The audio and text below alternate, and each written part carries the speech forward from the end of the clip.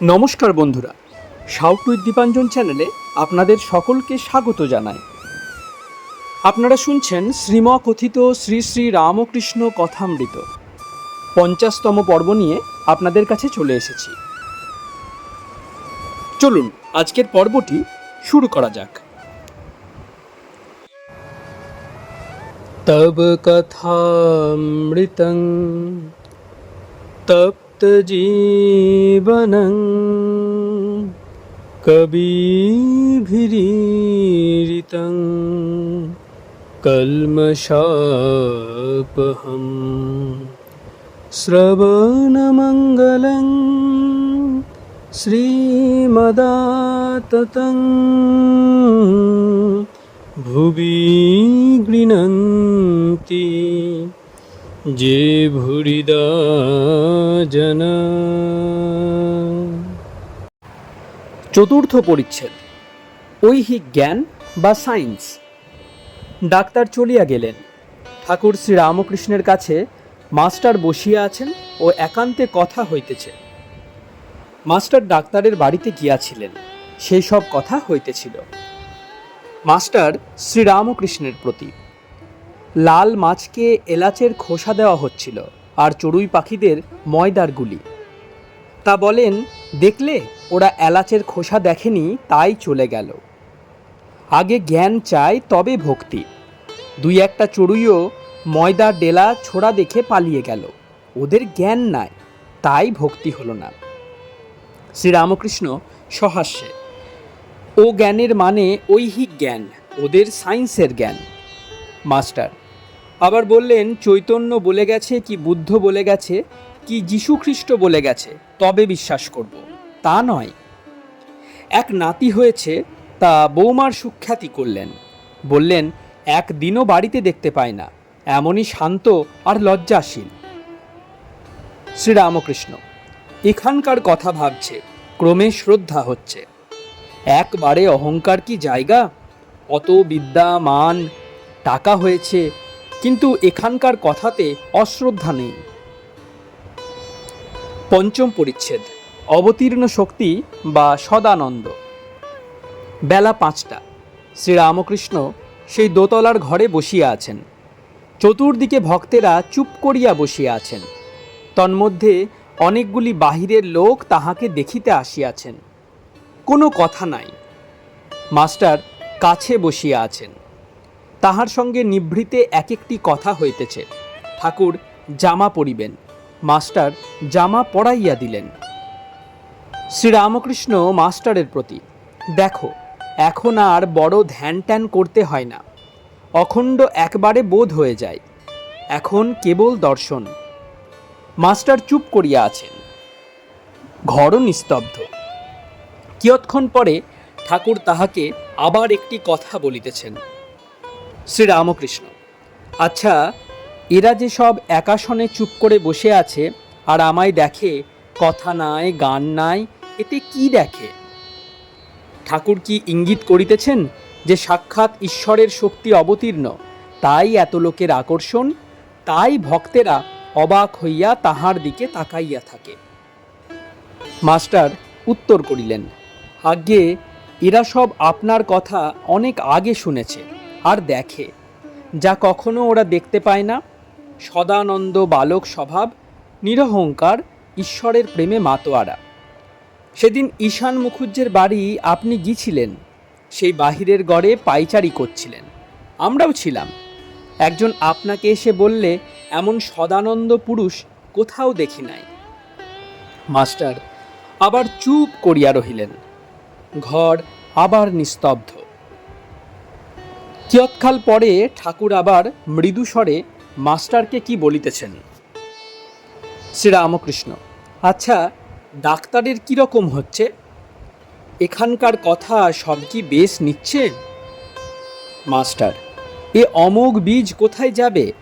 একবার না একবার একদিক দিয়ে বেরোবে। সেদিনকার একটা কথাই হাসি পাচ্ছে। শ্রীরামকৃষ্ণ, কি কথা? মাস্টার, সেদিন বলেছিলেন যদু মল্লিকের খাবার সময় কোনো ব্যঞ্জনে নুন হয়েছে, কোন ব্যঞ্জনে হয়নি এ বুঝতে পারে না, এত অন্যমনস্ক। কেউ যদি বলে দেয় এ ব্যঞ্জনে নুন হয় নাই, তখন করে বলে নুন হয় নাই। ডাক্তারকে এই কথাটি শোনাচ্ছিলেন। তিনি বলছিলেন কি না যে আমি এত অন্যমনস্ক হয়ে যাই। আপনি বুঝিয়ে দিচ্ছিলেন যে সে বিষয় চিন্তা করে অন্যমনস্ক, ঈশ্বর চিন্তা করে নয়। শ্রীরামকৃষ্ণ: ওগুলো কি ভাববে না?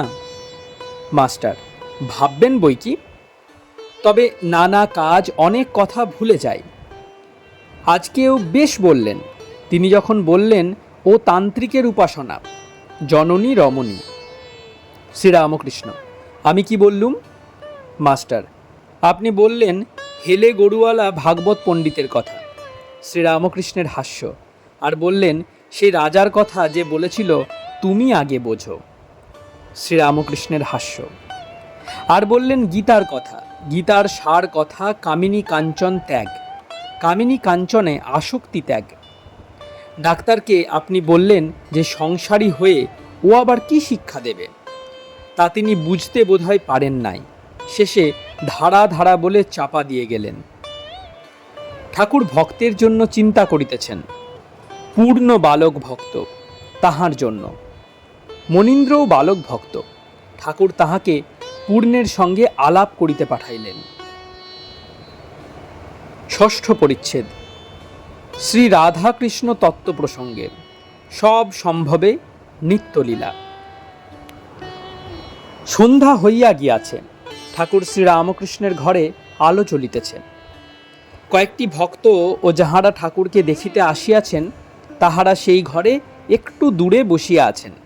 ঠাকুর অন্তর্মুখ, কথা কহিতেছেন না। ঘরের মধ্যে যাহারা আছেন, তাহারাও ঈশ্বরকে চিন্তা করিতে করিতে মৌনাবলম্বন করিয়া আছেন। কিয়ৎক্ষণ পরে নরেন্দ্র একটি বন্ধুকে সঙ্গে করিয়া আনিলেন। নরেন্দ্র বলিলেন, ইনি আমার বন্ধু, ইনি কয়েকখানি গ্রন্থ রচনা করিয়াছেন, ইনি কিরণময়ী লেখেন। কিরণময়ী লেখক প্রণাম করিয়া আসন গ্রহণ করিলেন। ঠাকুরের সঙ্গে কথা কহিবেন। নরেন্দ্র: ইনি রাধাকৃষ্ণের বিষয় লিখেছেন। শ্রীরামকৃষ্ণ লেখকের প্রতি: কি লিখেছ গো, বলো দেখি। লেখক: রাধাকৃষ্ণই পরব্রহ্ম, ওঙ্কারের বিন্দু স্বরূপ। সেই রাধাকৃষ্ণ পরব্রহ্ম থেকে মহাবিষ্ণু, মহাবিষ্ণু থেকে পুরুষ প্রকৃতি শিব দুর্গা। শ্রীরামকৃষ্ণ: বেশ। নিত্য রাধা নন্দঘোষ দেখেছিলেন, প্রেম রাধা বৃন্দাবনে লীলা করেছিলেন, কাম রাধা চন্দ্রাবলী। কাম রাধা, প্রেম রাধা, আরও এগিয়ে গেলে নিত্য রাধা। প্যাঁচ ছাড়িয়ে গেলে প্রথমে লাল খোসা, তারপরে ঈষৎ লাল, তারপরে সাদা, তারপরে আর খোসা পাওয়া যায় না। ওইটি নিত্য রাধার স্বরূপ, যেখানে নেতি নেতি বিচার বন্ধ হয়ে যায়। নিত্য রাধাকৃষ্ণ আর লীলা রাধাকৃষ্ণ যেমন সূর্য আর রশ্মি। নিত্য সূর্যের স্বরূপ, লীলা রশ্মির স্বরূপ। শুদ্ধ ভক্ত কখনো নিত্যে থাকে, কখনো লীলায়। যাঁরই নিত্য তাঁরই লীলা, দুই কিংবা বহু নয়। লেখক: আগে বৃন্দাবনের কৃষ্ণ আর মথুরার কৃষ্ণ বলে কেন? শ্রীরামকৃষ্ণ: ও গোস্বামীদের মত। পশ্চিমে পণ্ডিতেরা তা বলে না, তাদের কৃষ্ণ এক, রাধা নাই। দ্বারিকার কৃষ্ণ ওই রকম। লেখক: আগে রাধাকৃষ্ণই পরব্রহ্ম। শ্রীরামকৃষ্ণ: বেশ, কিন্তু তাতে সব সম্ভবে। সেই তিনি নিরাকার সাকার, তিনি সরাট বিরাট, তিনি ব্রহ্ম, তিনি শক্তি। তাঁর ইতি নাই, শেষ নাই, তাতে সব সম্ভবে। চিল শকুনি যত উপরে উঠুক না কেন, আকাশ গায়ে ঠেকে না। যদি জিজ্ঞাসা করো ব্রহ্ম কেমন, তা বলা যায় না। সাক্ষাৎকার হলেও মুখে বলা যায় না। যদি জিজ্ঞাসা কেউ করে কেমন ঘি, তার উত্তর কেমন ঘি না যেমন ঘি। ব্রহ্মের উপমা ব্রহ্ম, আর কিছুই নাই। দ্বাবিংশ খণ্ড। শ্যামপুকুর বাটিতে শ্রীরামকৃষ্ণ। প্রথম পরিচ্ছেদ। কালী পূজার দিবসে শ্যামপুকুর বাটিতে ভক্ত সঙ্গে।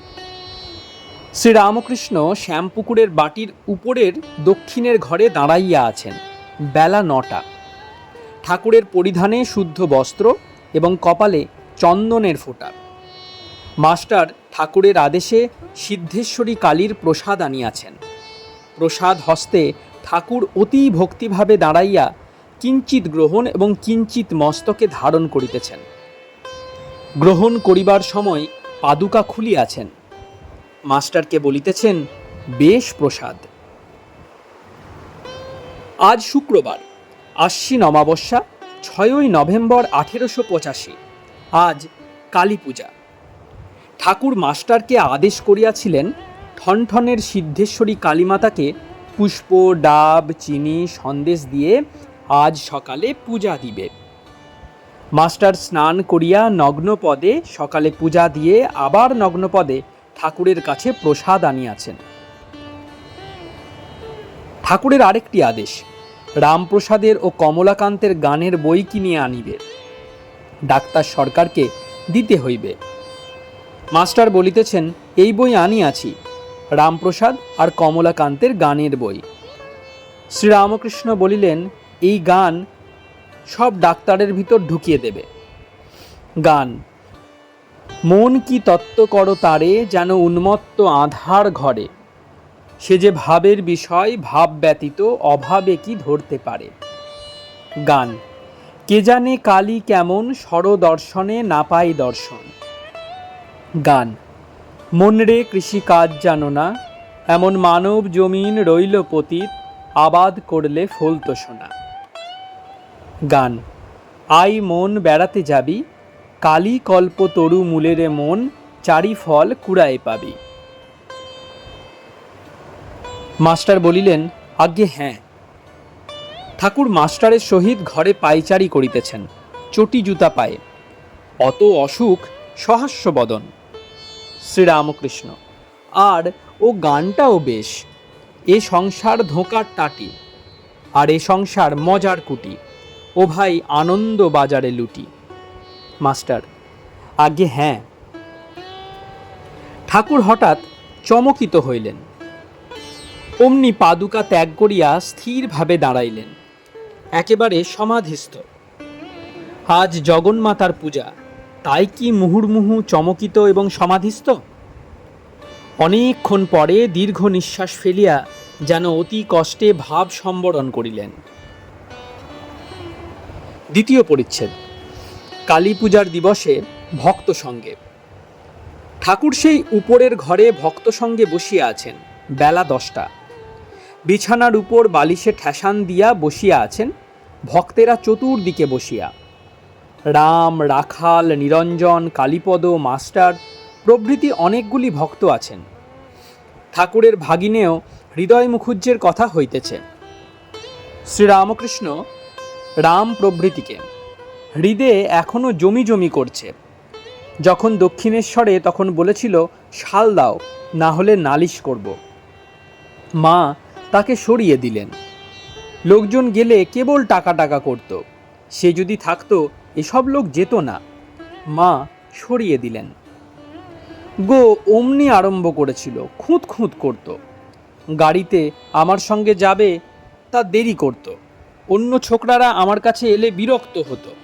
তাদের যদি আমি কলকাতায় দেখতে যেতাম, আমায় বলতো, ওরা কি সংসার ছেড়ে আসে তাই দেখতে যাবেন। জলখাবার ছোকরাদের দেওয়ার আগে ভয়ে বলতুম, তুই খা আর ওদের দে। জানতে পারলুম ও থাকবে না। তখন মাকে বললাম, মা ওকে হৃদের মতো একেবারে সরাসনে। তারপর শুনলাম বৃন্দাবনে যাবে। গো যদি থাকতো এইসব ছোকরাদের হতো না। ও বৃন্দাবনে চলে গেল, তাই এসব ছোকরারা আসতে যেতে লাগলো। গো বিনীতভাবে, আজ্ঞে আমার তা মনে ছিল না। রামদত্ত, তোমার মন উনি যা বুঝবেন তা তুমি বুঝবে।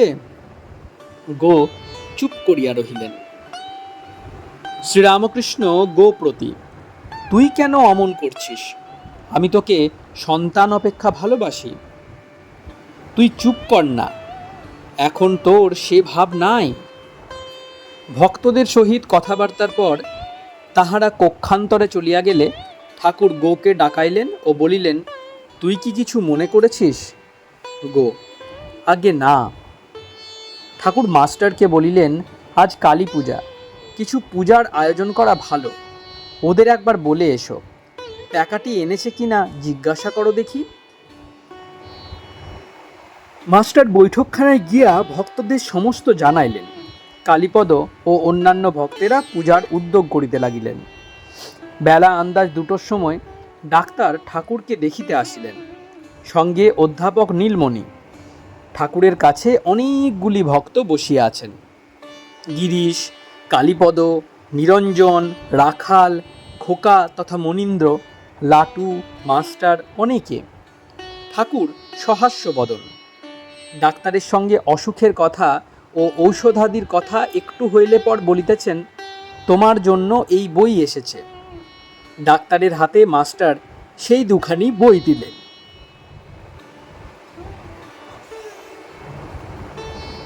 ডাক্তার গান শুনিতে চাইলেন। ঠাকুরের আদেশক্রমে মাস্টার ও একটি ভক্ত রামপ্রসাদের গান গাইতেছেন। গান, মন করো কি তত্ত্ব তারে, যেন উন্মত্ত আঁধার ঘরে। গান, কে জানে কালী কেমন স্বরদর্শনে না পাই দর্শন। গান, মন রে কৃষি কাজ জানো না। গান, আই মন বেড়াতে যাবি। ডাক্তার গিরিশকে বলিতেছেন, তোমার ওই গানটি বেশ, বিনের গান, বুদ্ধচরিতের। ঠাকুরের ইঙ্গিতে গিরিশ ও কালীপদ দুইজনে মিলিয়া গান শুনাইতেছেন। আমার এই সাধের বিনে যত্নে গাথা তারের হার, যে যত্ন জানে বাজাই বিনে উঠে সুদা অনিবার। তানে মানে বাঁধলে ডুরি, শত ধারে বয় মাধুরী। বাজে না আলগা তারে, টানে ছিঁড়ে কোমল তার। গান, জুড়াইতে চাই কোথায় জুড়াই, কোথা হতে আসি কোথা ভেসে যায়। ফিরে ফিরে আসি কত কাঁদি হাসি, কোথা যাই সদা ভাবি গোতাই। কে খেলাই আমি খেলি বা কেন, জাগিয়ে ঘুমাই কুহকে যেন। এ কেমন ঘোর হবে না কি ভোর, অধীর অধীর যেমতি সমীর, অবিরাম গতি নিয়ত ধায়। জানি না কে বা এসেছি কোথায়, কেন বা এসেছি কোথা নিয়ে যাই। যাই ভেসে ভেসে কত কত দেশে, চারিদিকে গোল উঠে নানা রোল। কত আসে যায় হাসে কাঁদে গায়, এই আছে আর তখনই নাই। কি কাজে এসেছি কি কাজে গেল, কে জানে কেমন কি খেলা হলো। প্রবাহের বাড়ি রহিতে কি পারি, যাই যাই কোথা কুল কি নাই। করো হে চেতন কে আছে চেতন, কতদিনে আর ভাঙিবে স্বপন। কে আছো চেতন ঘুমাও না আর, দারুণ এ ঘোর নিবিড় আধার। করতম নাশ হও হে প্রকাশ, তোমা বিনে আর নাহিক উপায়। তব পদে তাই শরণ চাই। গান, আমায় ধরো নিতাই, আমার প্রাণ যেন আজ করে রে কেমন। নিতাই, জীবকে হরি নাম বিলাতে, উঠল গো ঢেউ প্রেম নদীতে। এখন সেই তরঙ্গে এখন আমি ভাসিয়ে যাই। নিতাই যে দুঃখ আমার অন্তরে, দুঃখের কথা কইব কারে। জীবের দুঃখে এখন আমি ভাসিয়ে যাই। গান, প্রাণ ভরে আই হরি বলি, নেচে আয় জগাই মাধাই। গান, কিশোরীর প্রেম নিবিয়ায় প্রেমের জোয়ার বয়ে যায়। বহি ছেড়ে প্রেম শতধারে, যে যত চাই তত পাই। প্রেমের কিশোরী প্রেম বিলাই সাধ করি, রাধার প্রেমে বল রে হরি। প্রেমে প্রাণ মত্ত করে প্রেম তরঙ্গে প্রাণ নাচাই। রাধার প্রেমে হরি বলে, আই আই আই আই। গান শুনিতে শুনিতে 2-3টি ভক্তের ভাব হইয়া গেল। খোকার তথা মনীন্দ্রের, লাটুর। লাটু নিরঞ্জনের পার্শ্বে বসিয়াছিলেন। গান হইয়া গেলে ঠাকুরের সহিত ডাক্তার আবার কথা কহিতেছেন। গতকল্য প্রতাপ মজুমদার ঠাকুরকে নাক্স ভূমিকা ঔষধ দিয়াছিলেন। ডাক্তার সরকার শুনিয়া বিরক্ত হইয়াছেন। ডাক্তার, আমি তো মরি নাই, নাক্স ভূমিকা দেওয়া? শ্রীরামকৃষ্ণ সহাস্যে, তোমার অবিদ্যা মরুক। ডাক্তার, আমার কোনো কালে অবিদ্যা নাই। ডাক্তার, অবিদ্যা মানে স্ত্রীলোক বুঝিয়াছেন। শ্রীরামকৃষ্ণ সহাস্যে, না গো, সন্ন্যাসীর অবিদ্যা মা মরে যায় আর বিবেক সন্তান হয়। অবিদ্যা মা মরে গেলে অশৌচ হয়, তাই বলে সন্ন্যাসীকে ছুতে নাই। হরিবল্লভ আসিয়াছেন। ঠাকুর বলিতেছেন, তোমায় দেখলে আনন্দ হয়। হরিবল্লভ অতি বিনীত, মাদুরের নিচে মাটির উপর বসিয়া ঠাকুরকে পাখা করিতেছেন। হরিবল্লভ কটকের বড় উকিল। কাছে অধ্যাপক নীলমণি বসিয়া আছেন। ঠাকুর তাহার মান রাখিতেছেন ও বলিতেছেন, আজ আমার খুব দিন। কিয়ৎক্ষণ পরে ডাক্তার ও তাহার বন্ধু নীলমণি বিদায় গ্রহণ করিলেন। হরিবল্লভও আসিলেন। আসিবার সময় বলিলেন, আমি আবার আসব। তৃতীয় পরিচ্ছেদ। জগন্মাতা কালী পূজা।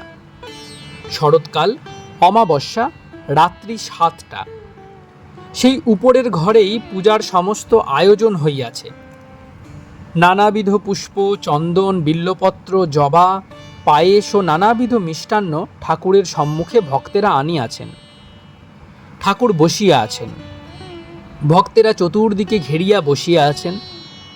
শরৎ, শশী, রাম, গিরিশ, চুনিলাল, মাস্টার, রাখাল, নিরঞ্জন, ছোট নরেন, বিহারী প্রভৃতি অনেকগুলি ভক্ত। ঠাকুর বলিতেছেন, ধুনা আনো। কিয়ৎক্ষণ পরে ঠাকুর জগন্মাতাকে সমস্ত নিবেদন করিলেন। মাস্টার কাছে বসিয়া আছেন। মাস্টারের দিকে তাকাইয়া ঠাকুর বলিতেছেন, একটু সবাই ধ্যান করো। ভক্তেরা সকলে একটু ধ্যান করিতেছেন।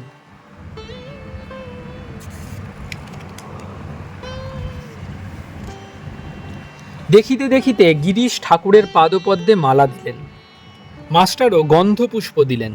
তারপরেই রাখাল, তারপর রাম প্রভৃতি সকল ভক্তেরা চরণে ফুল দিতে লাগলেন। নিরঞ্জন পায়ে ফুল দিয়া ব্রহ্মময়ী ব্রহ্মময়ী বলিয়া ভূমিষ্ঠ হইয়া পায়ে মাথা দিয়া প্রণাম করিতেছেন। ভক্তেরা সকলে জয় মা ধ্বনি করিতেছেন। দেখিতে দেখিতে ঠাকুর শ্রীরামকৃষ্ণ সমাধিস্থ হইয়াছেন। কি আশ্চর্য! ভক্তেরা অদ্ভুত রূপান্তর দেখিতেছেন। ঠাকুরের জ্যোতির্ময় বদনমণ্ডল, 2 হস্তে বরাভয়। ঠাকুর নিষ্পন্দ বাহ্যশূন্য। উত্তরাশ্ব হইয়া বসিয়া আছেন। সাক্ষাৎ জগন্মাতা কি ঠাকুরের ভিতর আবির্ভূতা হইলেন? সকলে অবাক হইয়া এই অদ্ভুত বরাভয় দায়িনী জগন্মাতার মূর্তি দর্শন করিতেছেন। এবারে ভক্তেরা স্তব করিতেছেন। এক একজন গান গাহিয়া স্তব করিতেছেন ও সকলে যোগদান করিয়া সমস্বরে গাইতেছেন। গিরিশ স্তব করিতেছেন, কেরে নিবিড় নীল কাদম্বিনী সুর সমাজে, কেরে রক্তোৎপল চরণ যুগল হর উরসে বিরাজে, কেরে রজনীকর নখরে বাস দিনকর কত পদে প্রকাশ, মৃদু মৃদু হাস ভাস ঘন ঘন ঘন গরজে। আবার গাইতেছেন, দীনতারিণী দুরিত হারিণী সত্তর যস্তম ত্রিগুণ ধারিণী, সৃজন পালন নিধনকারিণী সগুণা নির্গুণা সর্বস্বরূপিণী, ত্বং হি কালী তারা পরমা প্রকৃতি, ত্বং হি মীন কূর্ম বরাহ প্রভৃতি, ত্বং হি স্থল জল অনল অনিল, ত্বং হি বোম বোমকেশ প্রসবিনী, সাংখ্য পাতঞ্জল মীমাংসক ন্যায়, তন্ন তন্ন জ্ঞানে ধ্যানে সদা ধ্যায়, বৈশেষিক বেদান্ত ভ্রমে হয়ে ভ্রান্ত, তথাপি অদ্যাপি জানিতে পারিনে, নিরুপাধি আদি অন্তরহিত, করিতে সাধক জনার হিত, গণেশাদি পঞ্চরূপে কালবঞ্চ ভব ভয় হরা, ত্রিকালবর্তিনী, সাকার সাধকে তুমি যে সাকার, নিরাকার উপাসকে নিরাকার, কেহ কেহ কয় ব্রহ্ম জ্যোতির্ময়, সেও তুমি নগতনয়া জননী, যে অবধি যার অভিসন্ধি হয়, সে অবধি সে পরব্রহ্ম কয়। তৎপরে তুরীয় অনির্বচনীয়, সকলি মা তারা ত্রিলোক ব্যাপিনী। বিহারী স্তব করিতেছেন, মনেরই বাসনা শ্যামা সবাসনা, শোন মা বলি। হৃদয় মাঝে উদয় হইও মা, যখন হবে অন্তর্জলি। তখন আমি মনে মনে তুলব জবা বনে বনে, মিশাইয়ে ভক্তি চন্দন মা, পদে দিব পুষ্পাঞ্জলি। মণি গাহিতেছেন ভক্ত সঙ্গে, সকলই তোমারই ইচ্ছা মা, ইচ্ছাময়ী তারা তুমি। তোমার কর্ম তুমি করো মা, লোকে বলে করি আমি। পঙ্কে বদ্ধ কর করি, পঙ্গুরে লঙ্ঘাও গিরি। কারে দাও মা ইন্দ্রপদ, কারে করো অধগামী। আমি যন্ত্র তুমি যন্ত্রী, আমি ঘর তুমি ঘরণী। আমি রথ তুমি রথী, যেমন চালাও তেমনি চলি। গান। তোমারই করুণায় মা সকলই হইতে পারে, অলঙ্ঘ পর্বত সম বিঘ্ন বাধা যায় দূরে। তুমি মঙ্গল নিধান করিছ মঙ্গল বিধান, তবে কেন বৃথা মরি ফলাফল চিন্তা করে। গান। গো আনন্দময়ী হয়ে মা, আমায় নিরানন্দ করো না। গান। নিবিড় আধারে মা তোর চমকে ও রূপ রাশি। ঠাকুর প্রকৃতিস্থ হইয়াছেন, আদেশ করিতেছেন এই গানটি গাইতে। গান। কখন কি রঙ্গে থাকো মা, শ্যামা সুধা তরঙ্গিনী। গান সমাপ্ত হইলে ঠাকুর আবার আদেশ করিতেছেন। গান। শিব সঙ্গে সদা রঙ্গে আনন্দে মগনা, সুধা পানে ঢল ঢল কিন্তু পড়ে না মা। ঠাকুর ভক্তবৃন্দের আনন্দের জন্য একটু পায়েস মুখে দিতেছেন, কিন্তু একেবারে ভাবে বিভোর বাহ্যশূন্য হইলেন। কিয়ৎক্ষণ পরে ভক্তেরা সকলে ঠাকুরকে প্রণাম করিয়া প্রসাদ লইয়া বৈঠকখানা ঘরে গেলেন ও সকলে মিলিয়া আনন্দ করিতে করিতে সেই প্রসাদ পাইলেন। রাত ৯টা। ঠাকুর বলিয়া পাঠাইলেন, রাত হইয়াছে, সুরেন্দ্রের বাড়িতে আজ কালী পূজা হবে, তোমরা সকলে নিমন্ত্রণে যাও।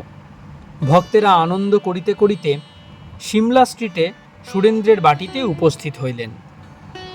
সুরেন্দ্র অতি যত্ন সহকারে তাহাদিগকে উপরের বৈঠকখানা ঘরে লইয়া গিয়া বসাইলেন।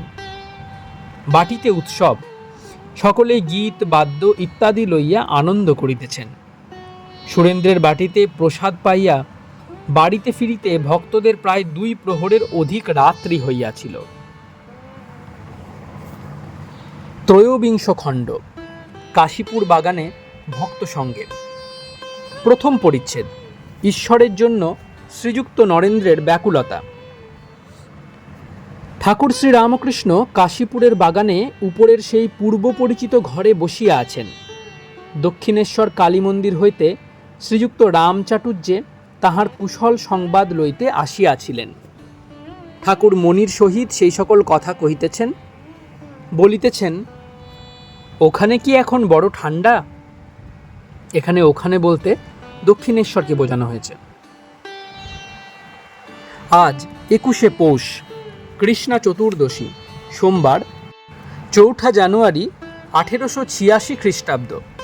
অপরাহ্ন বেলা ৪টা বাজিয়া গিয়াছে। নরেন্দ্র আসিয়া বসিলেন। ঠাকুর তাহাকে মাঝে মাঝে দেখিতেছেন ও তাহার দিকে চাহিয়া ঈষৎ হাসিতেছেন, যেন তাহার স্নেহ উথলিয়া পড়িতেছে। মণিকে সংকেত করিয়া বলিতেছেন, কেঁদেছিল। ঠাকুর কিঞ্চিৎ চুপ করিলেন। আবার মণিকে সংকেত করিয়া বলিতেছেন, কাঁদতে কাঁদতে বাড়ি থেকে এসেছিল। সকলে চুপ করিয়া আছেন। এইবার নরেন্দ্র কথা কহিতেছেন। নরেন্দ্র, ওখানে আজ যাব মনে করেছি। শ্রীরামকৃষ্ণ, কোথায়? নরেন্দ্র, দক্ষিণেশ্বরে, বেলতলায়, ওখানে রাত্রে ধুনি জ্বালাবো। শ্রীরামকৃষ্ণ, না, ওরা দেবে না। পঞ্চবটী বেশ জায়গা, অনেক সাধু ধ্যান জপ করেছে, কিন্তু বড় শীত আর অন্ধকার। সকলে চুপ করিয়া আছেন। ঠাকুর আবার কথা কহিতেছেন। শ্রীরামকৃষ্ণ নরেন্দ্রের প্রতি সহাস্যে, পড়বি না? নরেন্দ্র ঠাকুর ও মণির দিকে চাহিয়া, একটা ঔষধ পেলে বাঁচি, যাতে পড়া টড়া যা হয়েছে সব ভুলে যায়। শ্রীযুক্ত বুড়ো গোপাল বসিয়া আছেন, তিনি বলিতেছেন, আমিও ওই সঙ্গে যাব।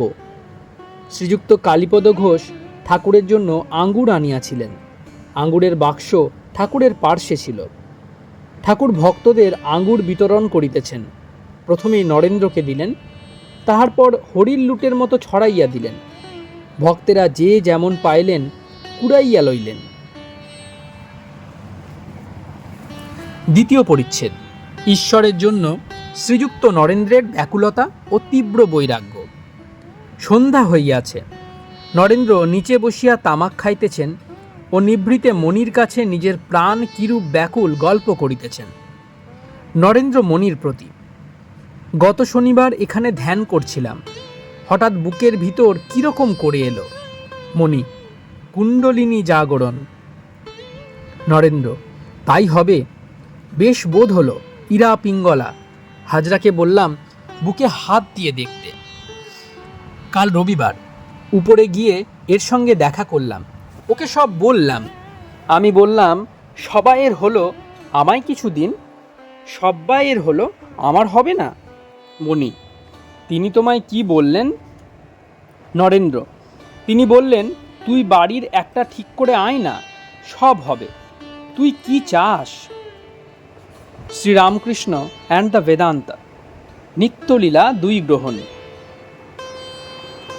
আমি বললাম, আমার ইচ্ছা অমনি 3-4 দিন সমাধিস্থ হয়ে থাকব, কখনো কখনো একবার খেতে উঠব। তিনি বললেন, তুই তো বড় হীনবুদ্ধি, ও অবস্থার উঁচু অবস্থা আছে, তুই তো গান গাস, যো কুছ হ্যায় সো তু হি হ্যায়। মণি, হ্যাঁ, উনি সর্বদাই বলেন যে সমাধি থেকে নেমে এসে দেখে তিনিই জীবজগৎ এই সমস্ত হয়েছেন। ঈশ্বরকোটির এই অবস্থা হতে পারে। উনি বলেন, জীবকোটি সমাধি অবস্থা যদিও লাভ করে আর নামতে পারে না।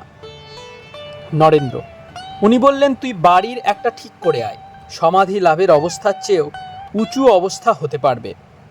আজ সকালে বাড়ি গেলাম, সকলে বকতে লাগলো আর বললে, কি হো হো করে বেড়াচ্ছিস, আইন এক্সামিন এত নিকেটে, পড়াশোনা নাই, হো হো করে বেড়াচ্ছ। মণি, তোমার মা কিছু বললেন? নরেন্দ্র, না, তিনি খাওয়াবার জন্য ব্যস্ত। হরিণের মাংস ছিল, খেলুম, কিন্তু খেতে ইচ্ছা ছিল না। মণি, তারপর? নরেন্দ্র, দিদিমার বাড়িতে সেই পড়বার ঘরে পড়তে গেলাম। পড়তে গিয়ে পড়াতে একটা ভয়ানক আতঙ্ক এলো। পড়াটা যেন কি ভয়ের জিনিস। বুক আটুপাটু করতে লাগলো, অমন কান্না কখনো কাঁদি নাই। তারপর বই টই ফেলে দৌড়, রাস্তা দিয়ে ছুট, জুতো টুতো রাস্তায় কোথায় একদিকে পড়ে রইল। খড়ের গাদার কাছ দিয়ে যাচ্ছিলাম, গায়ে ময়ে খড়, আমি দৌড়ুচ্ছি কাশীপুরের রাস্তায়। নরেন্দ্র একটু চুপ করিয়া আছেন, আবার কথা কহিতেছেন। নরেন্দ্র, বিবেক চূড়ামণি শুনে আরও মন খারাপ হয়েছে। শঙ্করাচার্য বলেন যে এই 3টি জিনিস অনেক তপস্যায় অনেক ভাগ্যে মেলে, মনুষ্যত্বং মুমুক্ষুত্বং মহাপুরুষ সংশ্রয়। ভাবলাম, আমার তো 3টিই হয়েছে। অনেক তপস্যার ফলে মানুষ জন্ম হয়েছে, অনেক তপস্যার ফলে মুক্তির ইচ্ছা হয়েছে, আর অনেক তপস্যার ফলে এরূপ মহাপুরুষের সঙ্গ লাভ হয়েছে।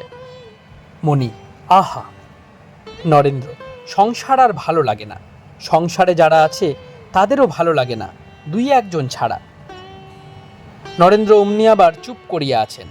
নরেন্দ্রের ভিতর তীব্র বৈরাগ্য, এখনো প্রাণ আটুপাটু করিতেছে। নরেন্দ্র আবার কথা কহিতেছেন। নরেন্দ্র মণির প্রতি, আপনাদের শান্তি হয়েছে, আমার প্রাণ অস্থির হচ্ছে, আপনারাই ধন্য। মণি কিছু উত্তর করিলেন না, চুপ করিয়া আছেন, ভাবিতেছেন। ঠাকুর বলিয়াছিলেন, ঈশ্বরের জন্য ব্যাকুল হতে হয়, তবে ঈশ্বর দর্শন হয়। সন্ধ্যার পর মণি উপরের ঘরে গেলেন, দেখলেন ঠাকুর নিদ্রিত। রাত্রি প্রায় 9টা। ঠাকুরের কাছে নিরঞ্জন শশী। ঠাকুর জাগিয়াছেন, থাকিয়া থাকিয়া নরেন্দ্রের কথাই বলিতেছেন। শ্রীরামকৃষ্ণ, নরেন্দ্রের অবস্থা কি আশ্চর্য! দেখো, এই নরেন্দ্র আগে সাকার মানত না, এর প্রাণ কিরূপ আটুপাটু হয়েছে দেখছিস? সেই যে আছে, একজন জিজ্ঞাসা করেছিল ঈশ্বরকে কেমন করে পাওয়া যায়। গুরু বললেন, এসো আমার সঙ্গে, তোমায় দেখিয়ে দিই কি হলে ঈশ্বরকে পাওয়া যায়। এই বলে একটা পুকুরে নিয়ে গিয়ে তাকে জলে চুবিয়ে ধরলেন। খানিকক্ষণ পরে তাকে ছেড়ে দেওয়ার পর শিষ্যকে জিজ্ঞাসা করলাম, তোমার প্রাণটা কীরকম হচ্ছিল? সে বললে, প্রাণ যাই যাই হচ্ছিল। ঈশ্বরের জন্য প্রাণ আটুবাটু করলে জানবে যে দর্শনের আর দেরি নাই। অরুণ উদয় হলে, পূর্ব দিকে লাল হলে বোঝা যায় সূর্য উঠবে। ঠাকুরের আজ অসুখ বাড়ি আছে, শরীরের এত কষ্ট, তবুও নরেন্দ্র সম্বন্ধে এই সকল কথা সংকেত করিয়া বলিতেছেন। নরেন্দ্র এই রাত্রেই দক্ষিণেশ্বরে চলিয়া গিয়াছেন। গভীর অন্ধকার, অমাবস্যা পড়িয়াছে। নরেন্দ্রের সঙ্গে দু একটি ভক্ত। মণি রাত্রে বাগানেই আছেন। স্বপ্নে দেখিতেছেন সন্ন্যাসী মণ্ডলের ভিতর বসিয়া আছেন। তৃতীয় পরিচ্ছেদ। ভক্তদের তীব্র বৈরাগ্য, সংসার ও নরক যন্ত্রণা। পরদিন মঙ্গলবার, 5ই জানুয়ারি, 22শে পৌষ। অনেকক্ষণ অমাবস্যা আছে, বেলা 4টা বাজিয়াছে। ঠাকুর শ্রীরামকৃষ্ণ শয্যায় বসিয়া আছেন, মণির সহিত নিভৃতে কথা কহিতেছেন। শ্রীরামকৃষ্ণ, ক্ষীরোদ যদি গঙ্গাসাগর যায় তাহলে তুমি কম্বল একখানা কিনে দিও। মণি, যে আজ্ঞা। ঠাকুর একটু চুপ করিয়া আছেন, আবার কথা কহিতেছেন। শ্রীরামকৃষ্ণ, আচ্ছা, ছোকরাদের এ কি হচ্ছে বলো দেখি? কেউ শ্রীক্ষেত্রে পালাচ্ছে, কেউ গঙ্গাসাগরে। বাড়ি ত্যাগ করে করে সব আসছে। দেখো না নরেন্দ্র, তীব্র বৈরাগ্য হলে সংসার পাতকুয়ো বোধ হয়, আত্মীয়েরা কাল সাপ বোধ হয়। মণি, আজ্ঞা, সংসারে ভারী যন্ত্রণা। শ্রীরামকৃষ্ণ, নরক যন্ত্রণা জন্ম থেকে। দেখছো না মাঘ ছেলে নিয়ে কি যন্ত্রণা? মণি, আজ্ঞে হ্যাঁ, আর আপনি বলেছিলেন ওদের লেনা দেনা নাই, লেনা দেনার জন্য আটকে থাকতে হয়। শ্রীরামকৃষ্ণ, দেখছো না নিরঞ্জনকে, তোর এই নে আমার এই দে, বাস, আর কোনো সম্পর্ক নাই, পিছুটান নাই। কামিনী কাঞ্চনী সংসার, দেখো না, টাকা থাকলেই বাঁধতে ইচ্ছা করে। মণি হো হো করিয়া হাসিয়া ফেলিলেন। ঠাকুরও হাসিলেন। মণি, টাকা বার করতে অনেক হিসেব আসে, উভয়ের হাস্য। তবে দক্ষিণেশ্বরে বলেছিলেন, ত্রিগুণাতীত হয়ে সংসারে থাকতে পারলে এক হয়। শ্রীরামকৃষ্ণ, হ্যাঁ, বালকের মতো। মণি, আজ্ঞা, কিন্তু বড় কঠিন, বড় শক্তি চাই। ঠাকুর একটু চুপ করিয়া আছেন। মণি, কাল ওরা দক্ষিণেশ্বরে ধ্যান করতে গেল, আমি স্বপ্ন দেখলাম। শ্রীরামকৃষ্ণ, কি দেখলে? মণি, দেখলাম যেন নরেন্দ্র প্রভৃতি সন্ন্যাসী হয়েছেন, ধুনি জেলে বসে আছেন। আমিও তাদের মধ্যে বসে আছি। ওরা তামাক খেয়ে ধোঁয়া মুখ দিয়ে বার করছে। আমি বললাম, গাঁজার ধোঁয়ার গন্ধ। সন্ন্যাসী কে? ঠাকুরের পীড়া ও বালকের অবস্থা। শ্রীরামকৃষ্ণ, মনে ত্যাগ হলেই হলো, তাহলেও সন্ন্যাসী। ঠাকুর চুপ করিয়া আছেন, আবার কথা কহিতেছেন। শ্রীরামকৃষ্ণ, কিন্তু বাসনায় আগুন দিতে হয়, তবে তো। মণি, বড়বাজারে মারোয়ারিদের পণ্ডিতজিকে বলেছিলেন, ভক্তি কামনা আমার আছে, ভক্তি কামনা বুঝি কামনার মধ্যে নয়? শ্রীরামকৃষ্ণ, যেমন হিঞ্চে শাক শাকের মধ্যে নয়, পিত্ত দমন হয়। আচ্ছা, এত আনন্দ ভাব এসব কোথায় গেল? মণি, বোধহয় গীতায় যে ত্রিগুণাতীতের কথা বলা আছে সেই অবস্থা হয়েছে। সত্য রজ তম গুণ নিজে নিজে কাজ করছে। আপনি স্বয়ং নির্লিপ্ত, সত্য গুণেতেও নির্লিপ্ত। শ্রীরামকৃষ্ণ, হ্যাঁ, বালকের অবস্থায় রেখেছে। আচ্ছা, দেহ কি এবার থাকবে না? ঠাকুর ও মণি চুপ করিয়া আছেন। নরেন্দ্র নিচে হইতে আসিলেন। একবার বাড়ি যাইবেন, বন্দোবস্ত করিয়া আসিবেন। পিতার পরলোক প্রাপ্তির পর তাহার মা ও ভাইরা অতি কষ্টে আছেন, মাঝে মাঝে অন্ন কষ্ট। নরেন্দ্র একমাত্র তাহাদের ভরসা। তিনি রোজগার করিয়া তাহাদের খাওয়াইবেন। কিন্তু নরেন্দ্রের আইন পরীক্ষা দেওয়া হইল না। এখন তীব্র বৈরাগ্য, তাই আজ বাড়ির কিছু বন্দোবস্ত করিতে কলিকাতায় যাইতেছেন। একজন বন্ধু তাহাকে 100 টাকা ধার দিবেন, সেই টাকায় বাড়ির 3 মাসের খাওয়ার জোগাড় করিয়া দিয়া আসবেন। নরেন্দ্র, যাই বাড়ি একবার। মণির প্রতি, মহিম চক্রবর্তীর বাড়ি হয়ে যাচ্ছি, আপনি কি যাবেন? মণির যাইবার ইচ্ছা নাই। ঠাকুর তাহার দিকে তাকাইয়া নরেন্দ্রকে জিজ্ঞাসা করিতেছেন, কেন? নরেন্দ্র, ওই রাস্তা দিয়ে যাচ্ছি, তার সঙ্গে বসে একটু গল্প টল্প করব। ঠাকুর এক দৃষ্টে নরেন্দ্রকে দেখিতেছেন। নরেন্দ্র, এখানকার একজন বন্ধু বলেছেন আমায় 100 টাকা ধার দিবেন, সেই টাকাতে বাড়ির 3 মাসের বন্দোবস্ত করে আসব। ঠাকুর চুপ করিয়া আছেন, মণির দিকে তাকাইলেন। মণি নরেন্দ্রকে, না, তোমরা এগো, আমি পরে যাব।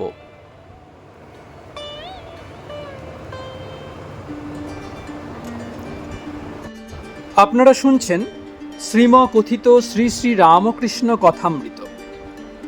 আজকে আপনাদের কাছে 50তম পর্বটি পরিবেশন করলাম।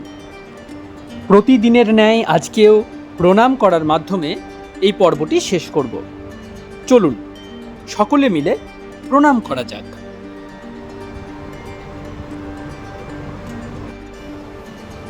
নিরঞ্জনং নিত্যমনন্তরূপং ভক্তানুকম্পা ধৃতবিগ্রহং বৈ ঈশাবতারং পরমেশমিডং